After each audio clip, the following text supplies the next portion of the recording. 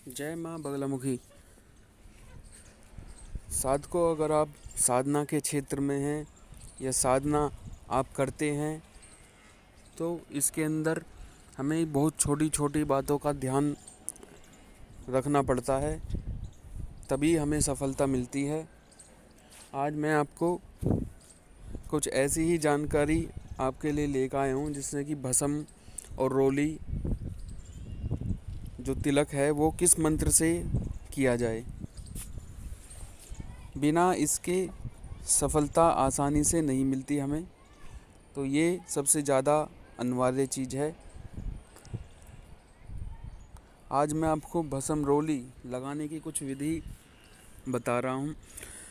सर्वप्रथम स्नान के बाद आप भस्म लगाते हैं तो ठीक है, नहीं तो आप रोली भी लगा सकते हैं। पहले मैं आपको भस्म के लिए बता रहा हूँ।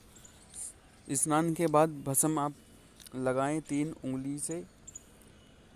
3 उंगली में होगा तर्जनी, मध्यमा और अनामिका। तीनों उंगली से भस्म लगाएं। सिर, ललाट यानी माथे पर, कान पर, गले पर और हृदय पर और अपने दोनों भुजाओं पर। अगर आप सिर पर लगाते हैं त्रिपुंड, तो आप ओम हुम फट मंत्र का जाप करें या उससे आप भस्म लगाएं। सिर पर हो या ललाट पर हो, उसके बाद में हृदय पर हो, गले पर हो और भुजाओं पर आप इसी मंत्र से भस्म लगाएंगे। इसके बाद आप रोली, अगर ये नहीं लगाना चाहते तो आप रोली भी लगा सकते हैं। इसके लिए आपको रोली लेनी होगी। इंग कहकर आपको रोली लेनी होगी और बाएं हाथ में रखकर ह्रीम मंत्र का उच्चारण करना पड़ेगा। उच्चारण करने के बाद आप इसमें जल मिलाएं और अनामिका उंगली से इसे गीला करें। और गीला करने के बाद में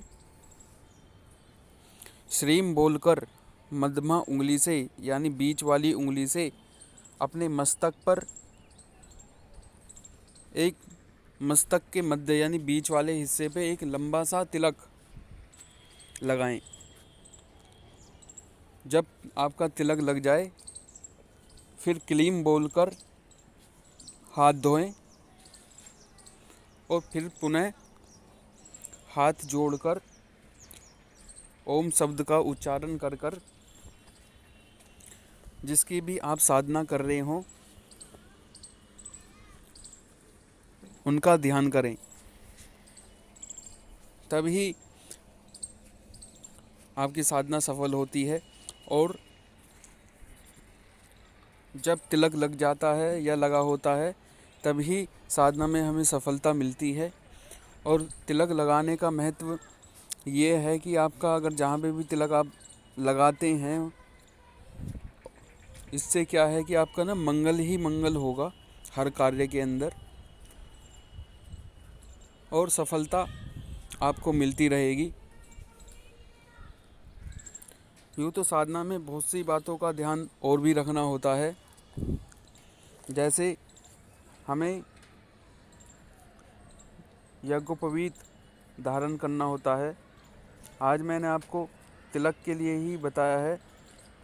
आने वाली वीडियो के अंदर आपको यज्ञोपवीत धारण करने का भी मंत्र मैं बताऊंगा। बिना यज्ञोपवीत में हम हिंदू धर्म के अंदर जनेऊ भी कहते हैं। एक सफ़ेद कलर का जो धागा होता है जो हनुमान जी पर चढ़ता है उसे यज्ञोपवीत कहते हैं। इसे कैसे धारण करते हैं ये भी मैं आपको बताऊंगा आने वाली वीडियो के अंदर। आज मैंने आपको तिलक और भस्म धारण करने का मंत्र बताया है।